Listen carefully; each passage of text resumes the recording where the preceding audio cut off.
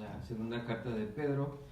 Vamos a leer del versículo 16 al versículo 21, que es el siguiente pasaje en esta carta. Y dice así: porque no os hemos dado a conocer el poder y la venida de nuestro Señor Jesucristo, siguiendo fábulas artificiosas, sino como habiendo visto con nuestros propios ojos su majestad.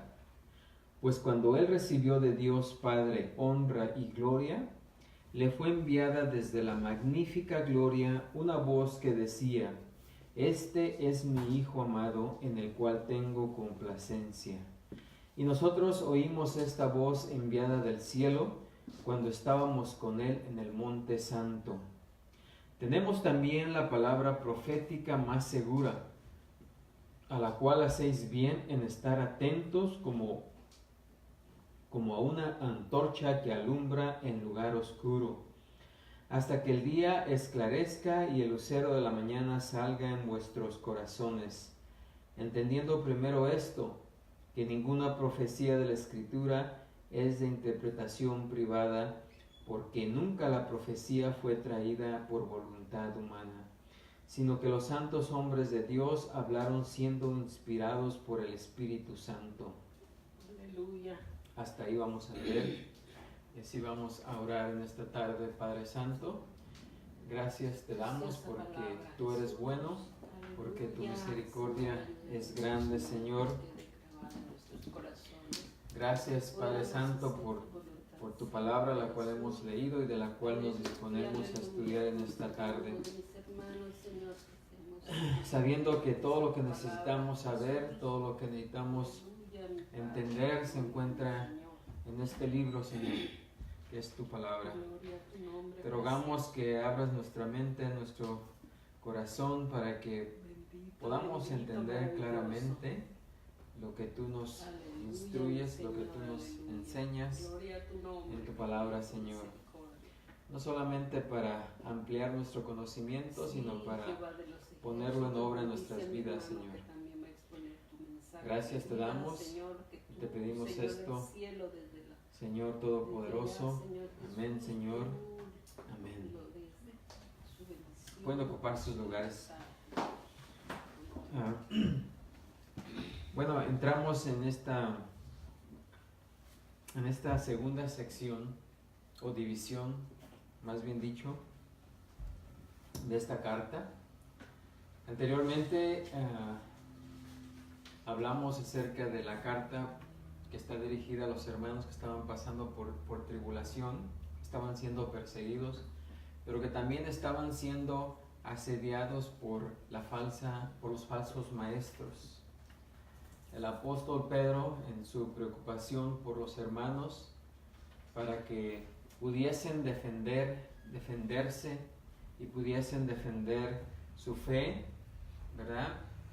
Pues escribió esta carta donde ya vimos que del versículo 1 al versículo 15 nos habla acerca de la gloriosa salvación que Dios nos ha dado. Y también que es nuestra primera arma de defensa en contra de la falsedad, en contra de los falsos maestros, de los falsos profetas. El conocer el Evangelio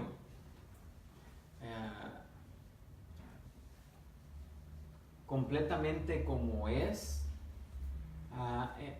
nos va a ayudar para podernos defender. Si no sabemos cómo es que fuimos salvados, si no sabemos acerca de nuestra salvación, cómo se llevó a cabo, vamos a ser presa fácil del enemigo. Así que el apóstol Pedro ya nos instruyó en ese pasaje qué es lo que tenemos que saber acerca de nuestra salvación. A través de los siglos, ¿verdad? Como sabemos, la Biblia ha tenido muchos críticos y detractores, ¿verdad? Y algunos de ellos han sido personas bastante significativas para el estándar mundial. La fe cristiana ha sido a lo largo de los siglos atacada, ¿verdad? ha recibido ataques formidables a su veracidad. A través de sus escritos y la promoción de sus ideas seculares, muchos filósofos hicieron mucho para socavar y destruir la confianza en la infalibilidad de las Escrituras y una comprensión bíblica de la naturaleza de la verdad. Estas filosofías también allanaron el camino para el liberalismo teológico, el existencialismo actual y el relativismo posmoderno. Sin embargo, los estudiosos conservadores ortodoxos y evangélicos han defendido incansablemente y consistentemente la suficiencia y confiabilidad de las Escrituras. Esos hombres y otros maestros que honran a Dios apoyaron firmemente la visión de la reforma de la supremacía de la palabra de Dios, que está resumida por Bush y Nettles. Dice así: los reformadores creían que la Escritura era la palabra de Dios escrita, en la cual se podía confiar sin dudar. Fue estudiada, no ignorada. Fue tomada como la autoridad final con respecto a aquellos asuntos sobre los cuales habló o hizo afirmaciones. Dios no había revelado todo.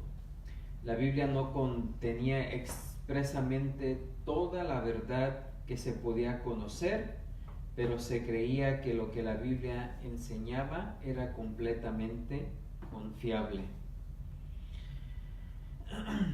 La verdad en cualquier otra área, si es verdad, no contradice la verdad bíblica.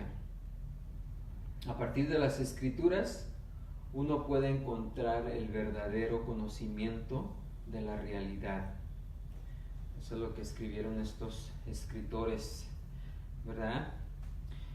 En esta segunda sección, el apóstol Pedro, aparte de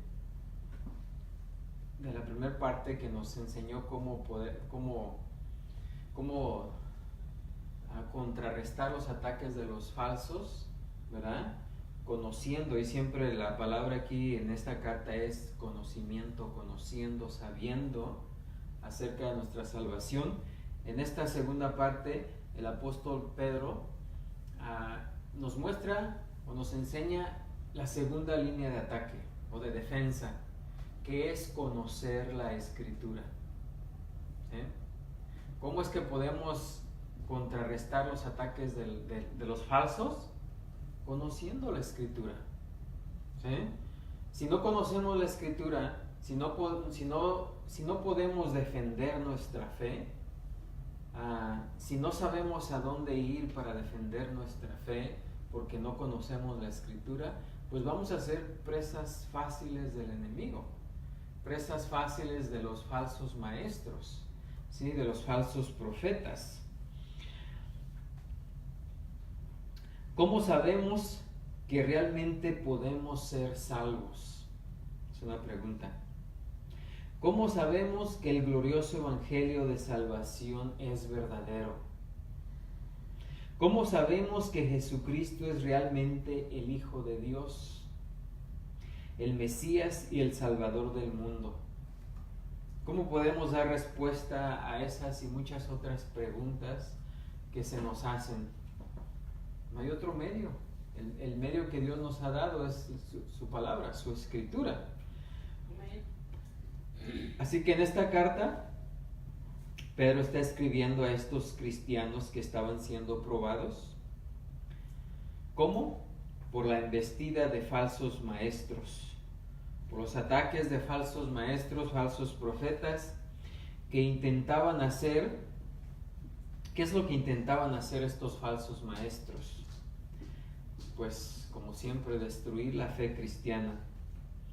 Lo mismo que las personas están tratando de hacer hoy y siempre han tratado de hacer, tratando de desacreditar las Escrituras. Probablemente no todos los que atacan la Escritura sean ateos, pero sí son mentirosos satánicos cuya religión falsa es una especie de ateísmo, porque niegan al único Dios verdadero y al Señor Jesucristo. Así que esta congregación, ¿verdad? A la que, bueno, este grupo de personas o hermanos a los que Pedro escribió, estaba siendo asediada, por así decirlo, por estos falsos maestros, que estaban haciendo todo lo posible para desacreditar las Escrituras. En el capítulo 2, que vamos a ver más adelante, Pedro describe a estos falsos maestros en términos muy vívidos.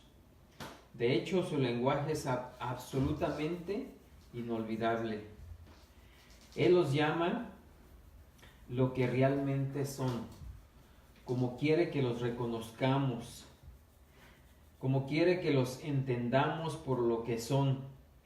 Quiere que todos los lectores, ¿verdad? Todos los que lean esta carta, conozcan a los falsos maestros cuando los vean.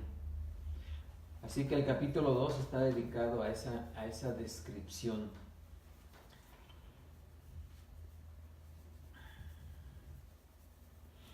Pero resistir el ataque, ¿verdad? De estos falsos, aunque los podamos reconocer, es un asunto que requiere de una defensa de otro tipo, porque no basta con saber quiénes son, ¿verdad? Sino también necesitamos saber cómo defendernos de lo que dicen, ¿sí? Porque una cosa es decir, no, este es un falso maestro, ¿no? Pero, ¿por qué es falso? ¿Qué es lo que dice? ¿Cómo podemos asegurar que lo que dice no es verdad? ¿Sí? Así que Pedro está construyendo en esta epístola 3 líneas de defensa, y todas se basan en el conocimiento. Tenemos que saber, tenemos que tener el conocimiento. Ya vimos que la primera línea es el conocimiento de tu salvación. ¿Sí? Tenemos que conocer nuestra salvación. Es la primera línea de defensa. El número 2 es el conocimiento de la Escritura. Tenemos que conocer la Escritura. Y el número 3 es el conocimiento de nuestra santificación. Así que ahí tenemos tres líneas de defensa. Conocer nuestra salvación. Esto incluye esto tiene que ver precisamente con el Evangelio. Que conozcamos el Evangelio verdadero. Porque cuando conocemos,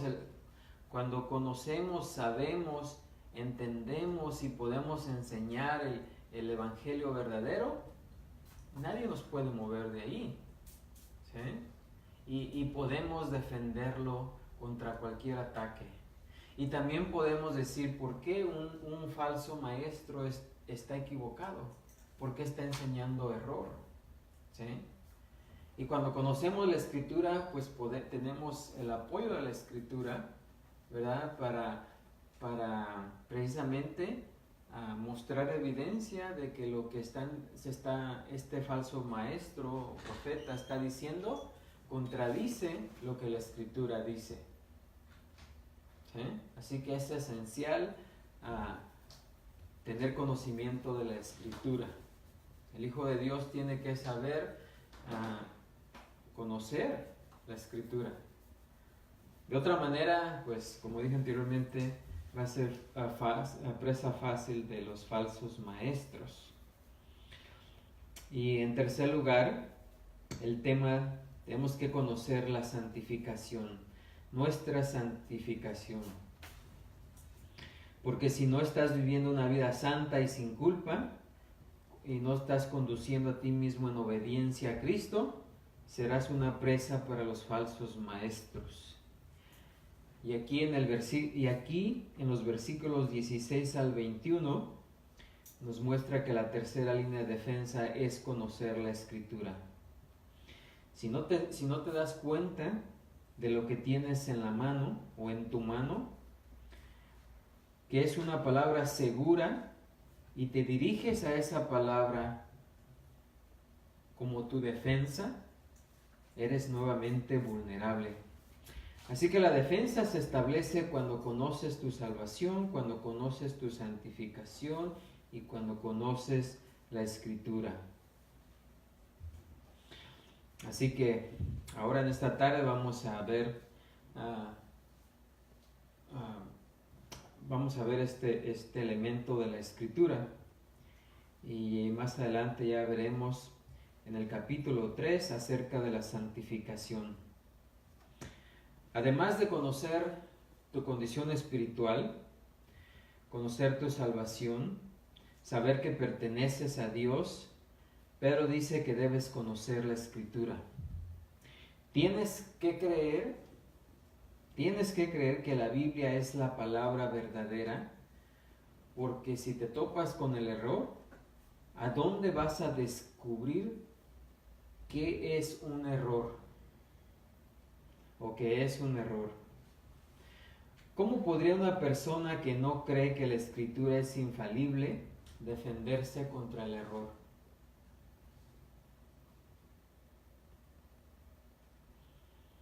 ¿Cuál sería el criterio para usar?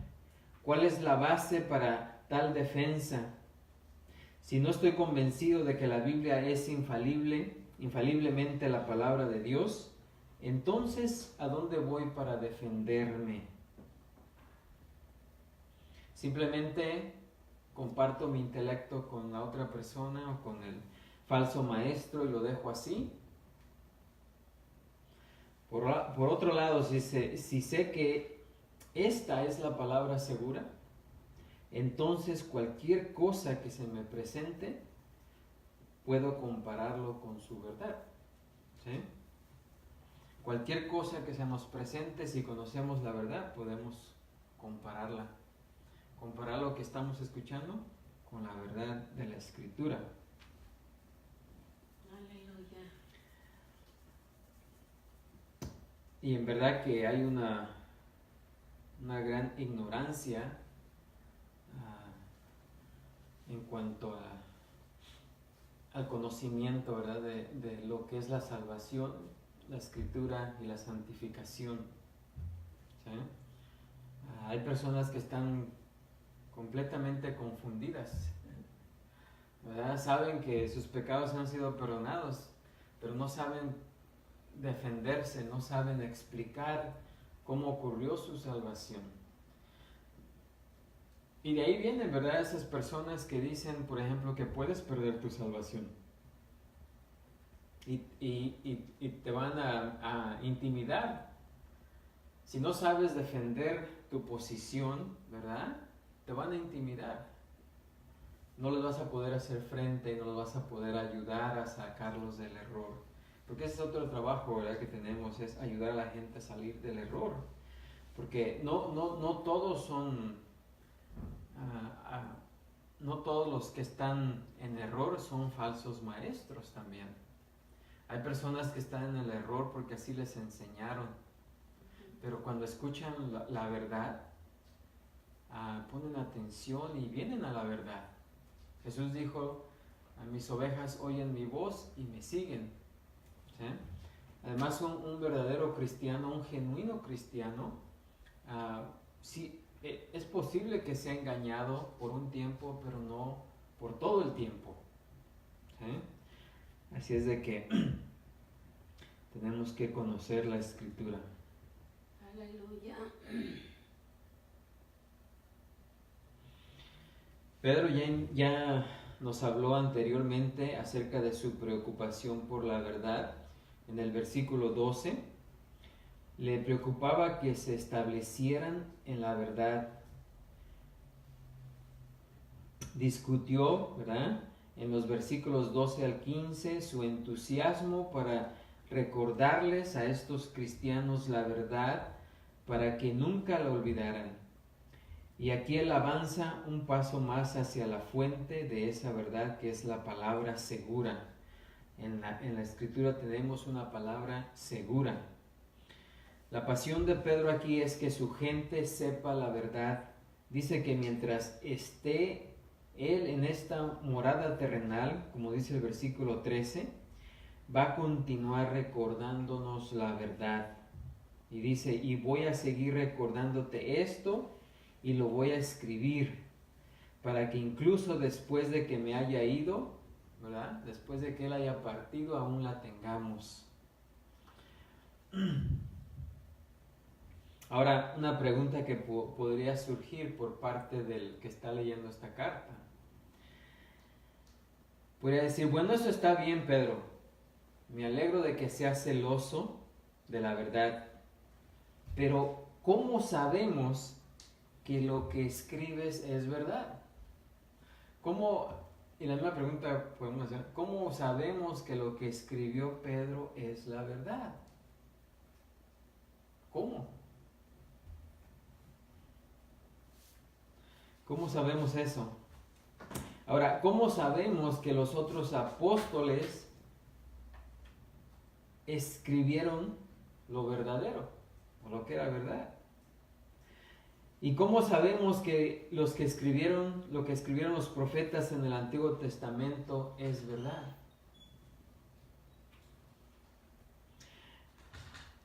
¿Cómo sabemos, otra pregunta, cómo sabemos que tenemos una palabra verdadera?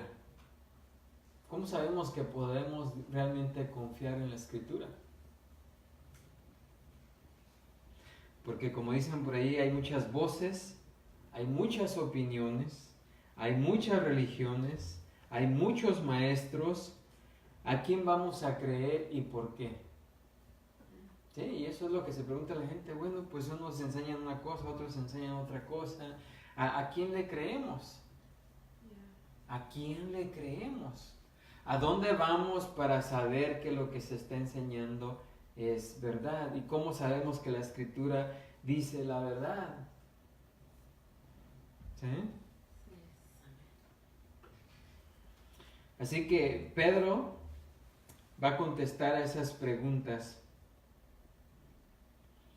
porque primeramente en el texto que vamos a estudiar aquí, él dice que él no es un maestro falso. ¿Por qué? Porque vamos a ver que él dice que es un testigo ocular. Él estuvo presente, ¿sí? Así que él lo presenció con sus propios ojos. Él lo vio.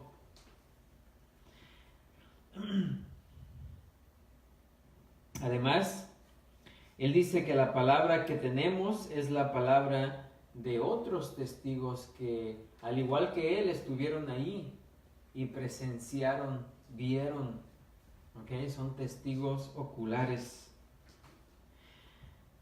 Él nos va a decir que esto no es un material de segunda mano o en segundo lugar. La Escritura no da sabiduría humana, te da la verdad divinamente inspirada, porque fue el Espíritu de Dios que movió a los hombres a escribirla.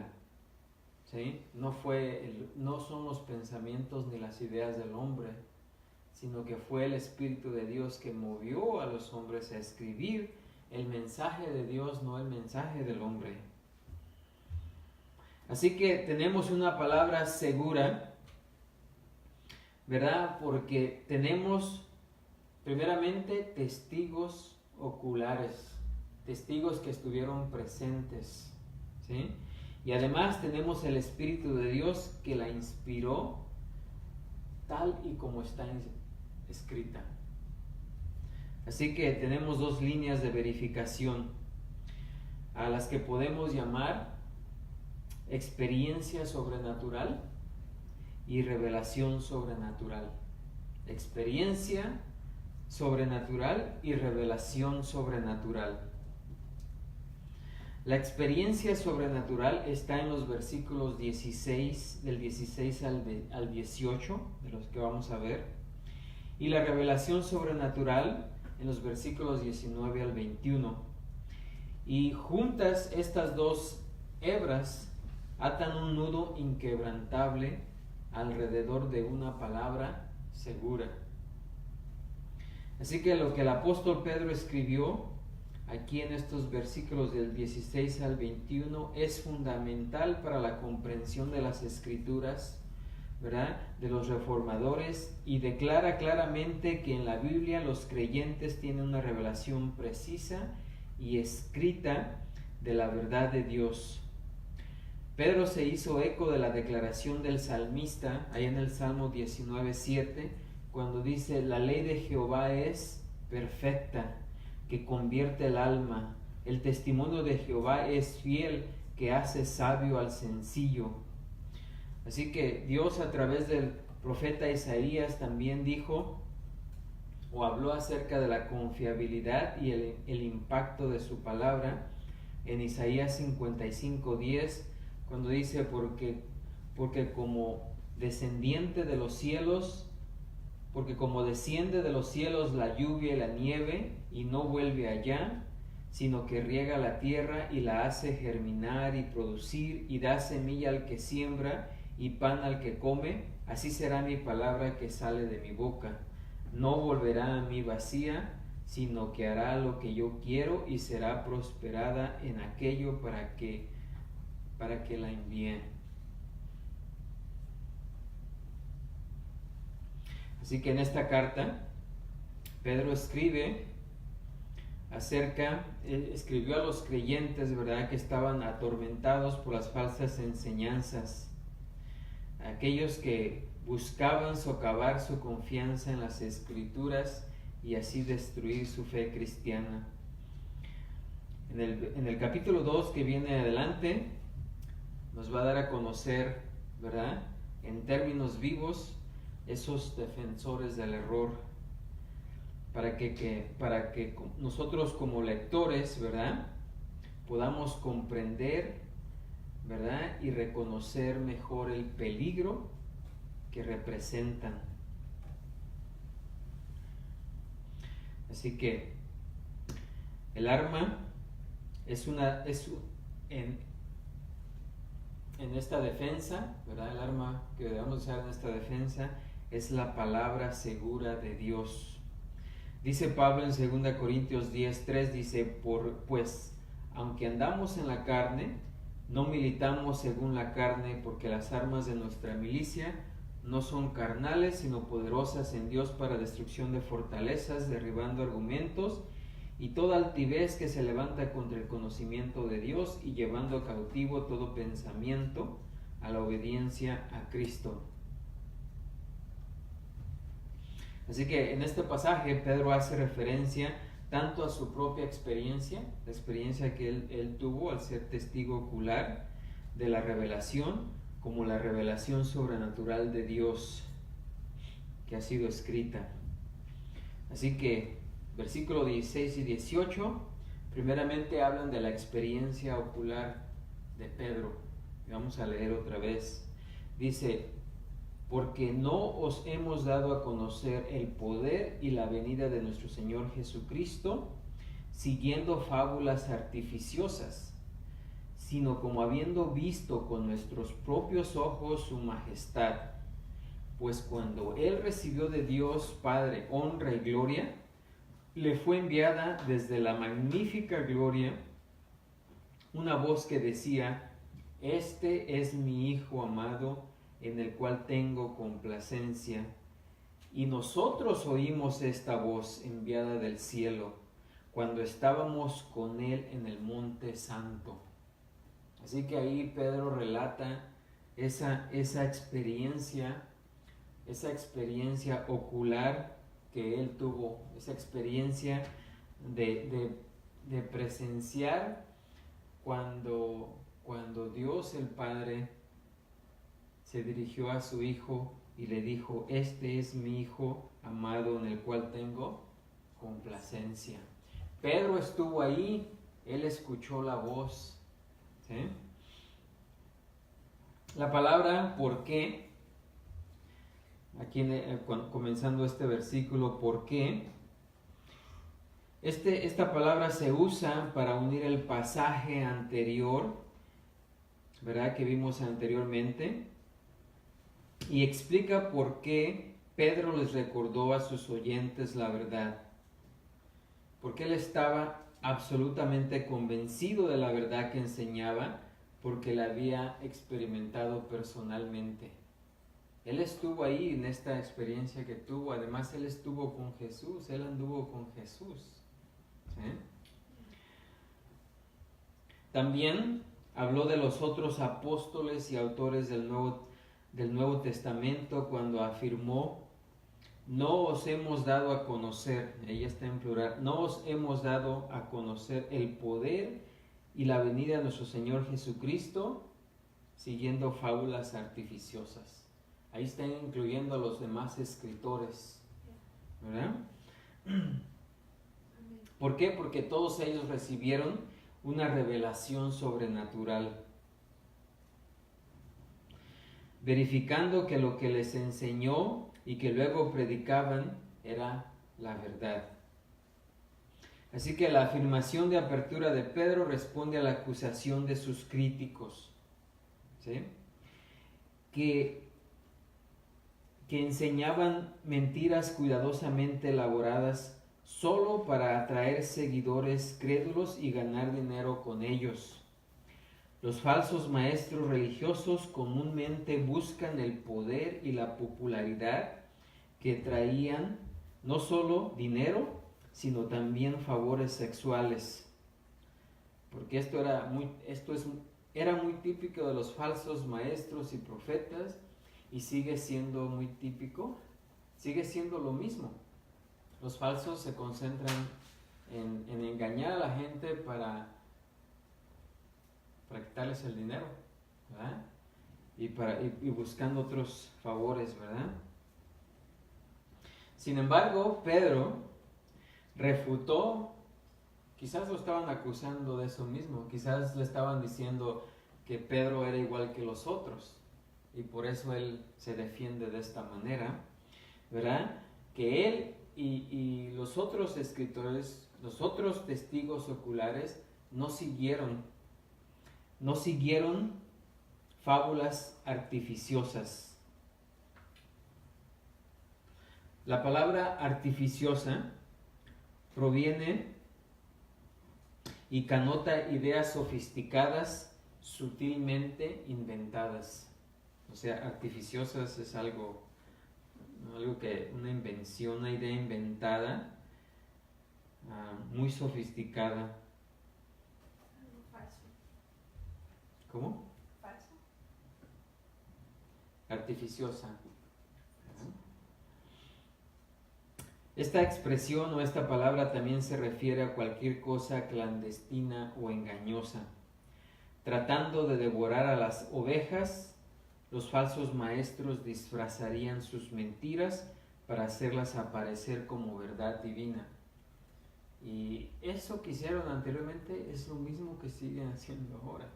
O sea, ese es el proceder de los falsos. Hablar la verdad o disfrazar la verdad con mentiras. ¿Sí? Es la misma estrategia siempre. Fábulas,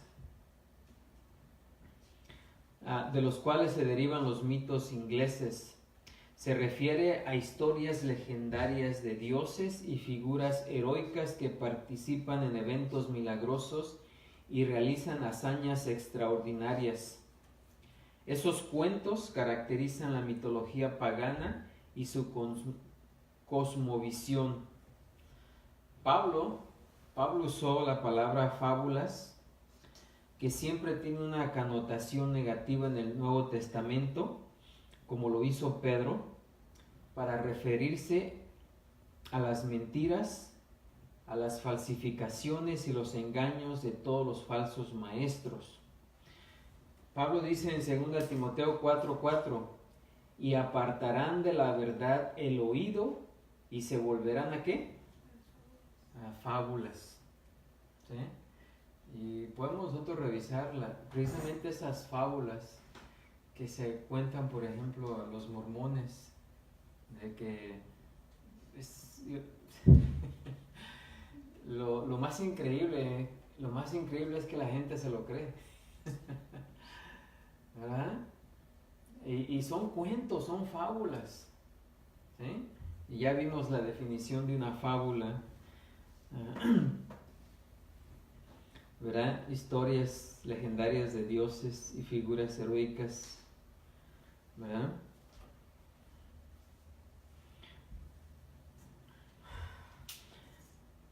Pero Pedro dice, porque no os hemos dado a conocer. Ahora, la palabra dado a conocer es a menudo usado en el Nuevo Testamento para hablar de impartir nueva revelación. ¿Sí? Esa frase dado a conocer se usa para impartir nueva revelación. Ejemplo, Juan 17:26 dice, y les he dado a conocer tu nombre. O sea, les he revelado, les he impartido revelación. Y os he dado a conocer tu nombre y lo daré a conocer aún, para que el amor con que me has amado esté en ellos y yo en ellos. En este caso, la revelación a la que se refiere Pedro aquí es al poder y la venida de nuestro Señor Jesucristo, o sea, su segunda venida en gloria y dominio. Aparentemente, los falsos maestros no solo estaban socavando la enseñanza de Pedro en general, sino también estaban negando específicamente lo que dijo sobre el regreso de Cristo. Así que la referencia de Pedro a esta línea de ataque más adelante en esta carta confirma este hecho, porque en el capítulo 3 de esta misma carta y el versículo 3 dice, sabiendo primero esto, que en los postreros días vendrán burladores, andando según sus propias concupiscencias y diciendo, ¿dónde está la promesa de su advenimiento? Porque desde el día en que los padres durmieron, todas las cosas permanecen así como desde el principio de la creación.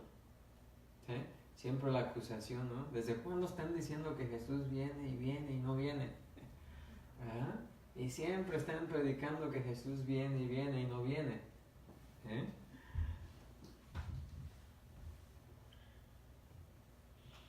Así que debido a que Pedro conectó la frase poder y la venida de nuestro Señor Jesucristo, esto es un indicador seguro de que se refirió a su regreso.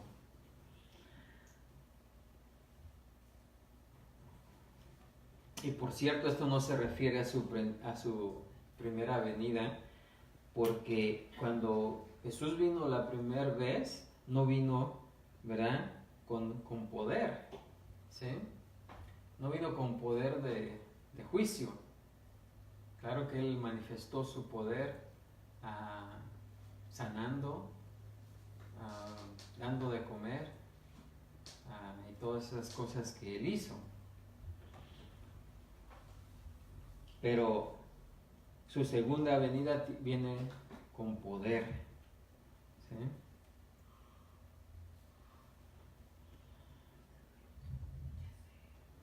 Ahora, la palabra venida, cuando habla de su venida en poder, la palabra venida es la palabra familiar del Nuevo Testamento, que también significa aparecer. O sea, cuando Cristo aparezca en poder.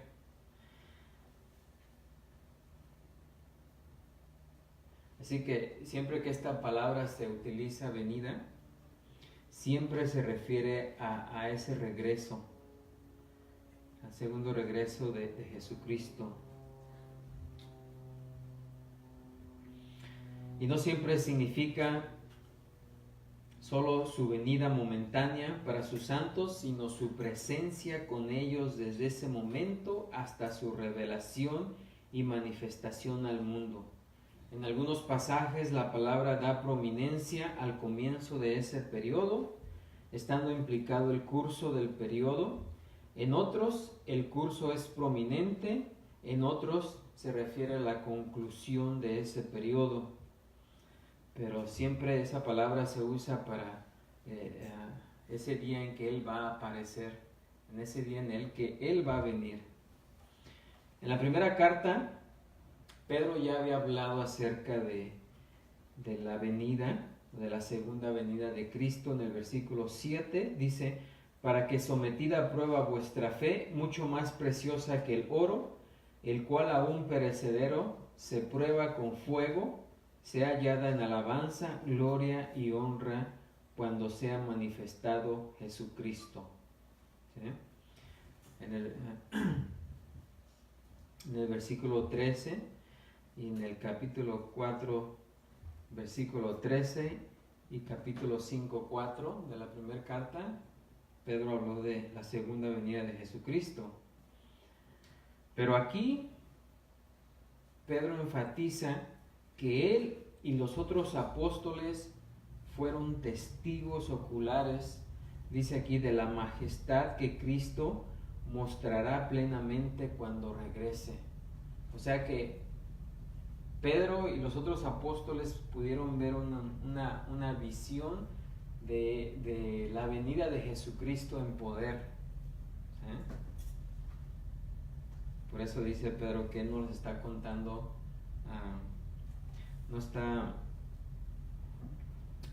no les está contando fábulas, sino que él, juntamente con otros, fueron testigos oculares de esto. Dice, visto con nuestros propios ojos. Esa frase, visto con nuestros propios ojos, quiere decir testigos presenciales. Originalmente significaba observadores generales o espectadores, pero con el paso de los años su significado evolucionó. Barclay explica, dice, en el uso griego del día de Pedro, esta era una palabra técnica. Ya hemos hablado de las religiones misteriosas. Estas religiones de misterios fueron todas de la naturaleza de los juegos de pasión, en los que se contó la historia de un Dios que vivió, sufrió, murió y resucitó para nunca morir de nuevo. Fue solo después de un largo curso de instrucción y preparación que el adorador finalmente se le permitió estar presente en la obra de la pasión y se le ofreció la experiencia de volverse uno con el Dios moribundo y en ascenso. Cuando llegó a la etapa de que se le permitiera asistir a la verdadera obra de pasión, era un iniciado, y la palabra técnica para describirlo era de hecho esta palabra, que él fue un testigo ocular preparado y privilegiado de las experiencias de Dios. Así que esta frase, esta palabra en griego, que se traduce en español como visto con nuestros propios ojos, era de alguien que en esas fábulas, en esas creencias, ¿verdad? Era alguien que participaba ahí juntamente, que estaba presente. O sea, en ciertas religiones hay ciertos como rangos, ¿no? Donde se inician, después pasan a otro proceso, y llegan a un punto máximo, ¿no? Y eso es lo que está Pedro diciendo cuando usa esa palabra para decir visto con nuestros propios ojos.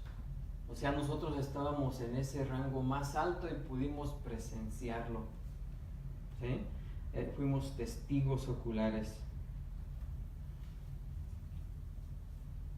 Así que con ese pensamiento en mente, Pedro se veía a sí mismo y a sus compañeros apóstoles como espectadores preeminentemente privilegiados que habían alcanzado el nivel más alto y verdadero de la experiencia espiritual de estar, en este caso, con Cristo. Y Pedro tuvo en mente un evento en particular que anticipó dramáticamente la segunda majestad de la venida de Cristo. ¿verdad? Y así lo dice majestad, que también puede traducirse como esplendor, grandeza, magnificencia, ¿verdad? Se encuentra en otras partes del Nuevo Testamento y se usa para identificar la grandeza de Dios. ¿Sí? Jesús había predicho que algunos de los apóstoles verían la manifestación de su grandeza divina, como en Mateo 16, 28 dice: de cierto os digo que hay algunos de los que están aquí que no gustarán la muerte hasta que hayan visto al Hijo del Hombre viniendo en su reino.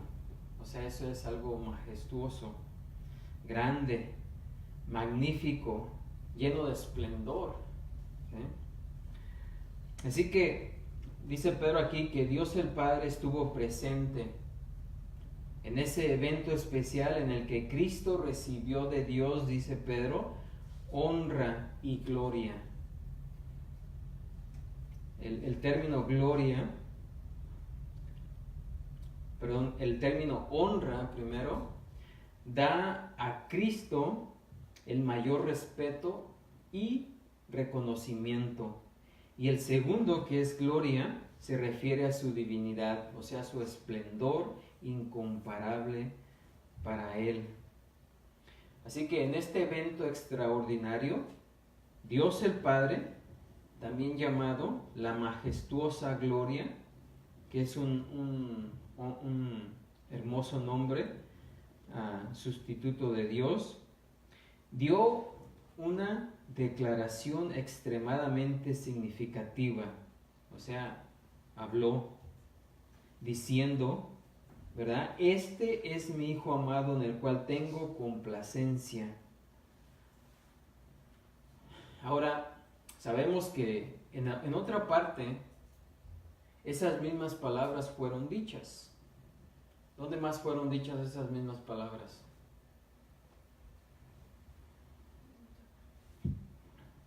En su bautismo, ¿no?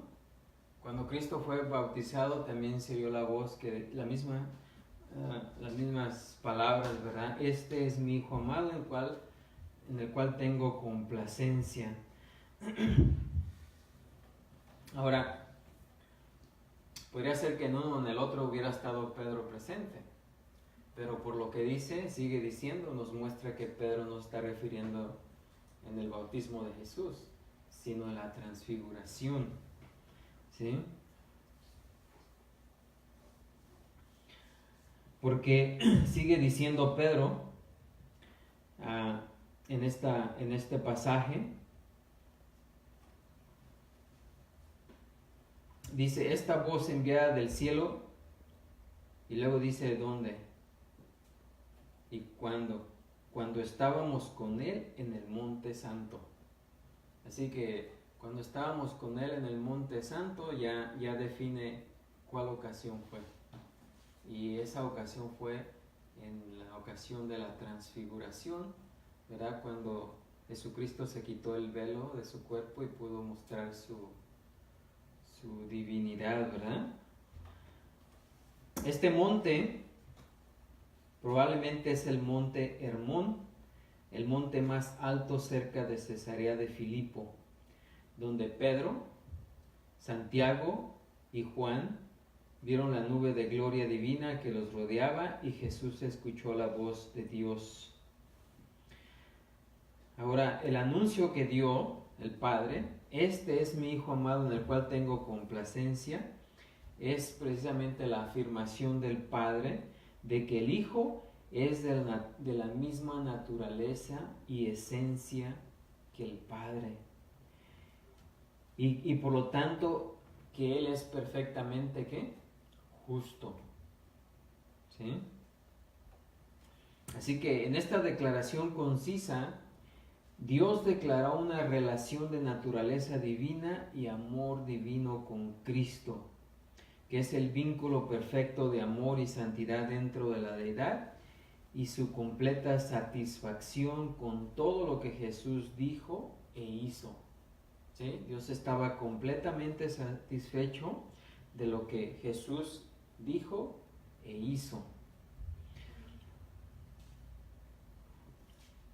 Ahora, por esta implicación, o sea, el pronunciamiento del Padre, también confirmó el derecho de Cristo a volver otra vez en el momento ordenado, a recibir lo suyo y a poseer el reino que es legítimamente suyo, como nos dice en Apocalipsis 5.9, ya para terminar, dice Apocalipsis 5.9, y cantaban un nuevo cántico diciendo: digno eres tú de tomar el libro y de abrir sus sellos, porque tú fuiste inmolado y con tu sangre nos has redimido para Dios, de todo linaje y lengua y pueblo y nación, y nos has hecho para nuestro Dios reyes y sacerdotes, y reinaremos sobre la tierra. Y miré y oí la voz de muchos ángeles alrededor del trono y de los seres vivientes y de los ancianos, y su número era millones de millones, que decían a gran voz: el Cordero que fue inmolado es digno de tomar el poder, las riquezas, la sabiduría, la fortaleza, la honra, la gloria y la alabanza, y a todo lo creado que está en el cielo y sobre la tierra y debajo de la tierra y en el mar, y a todas las cosas que en ellos hay. Oí decir al que está sentado en el trono y al Cordero: sea la alabanza, la honra, la gloria y el poder por los siglos de los siglos. Así que esta afirmación por parte del Padre le da el derecho de volver a Jesucristo a retomar todo lo que es suyo. ¿Sí? Así que no hay razón para que la audiencia de Pedro, en ese momento o ahora, crea en los falsos maestros que niegan el glorioso regreso futuro de Jesucristo. Porque todas las falsas religiones siempre niegan la venida del Señor Jesucristo. ¿Sí? Niegan que va a venir otra vez.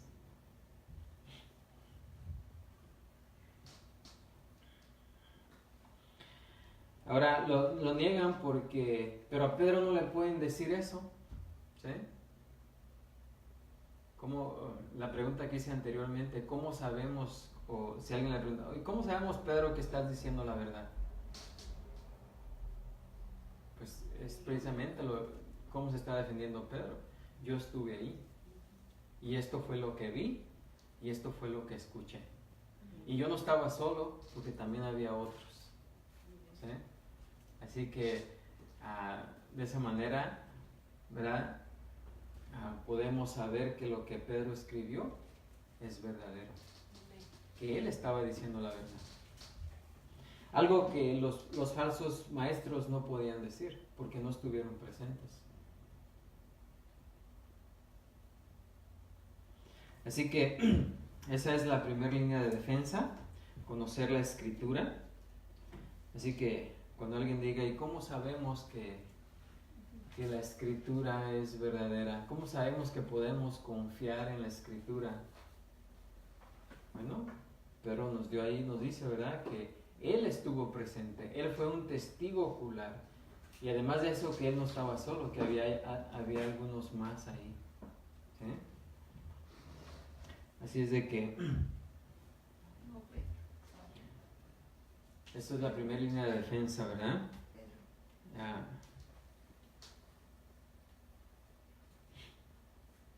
La experiencia ocular de Pedro, con la cual él refuta a los falsos. Bueno, y vamos a detenernos ahí porque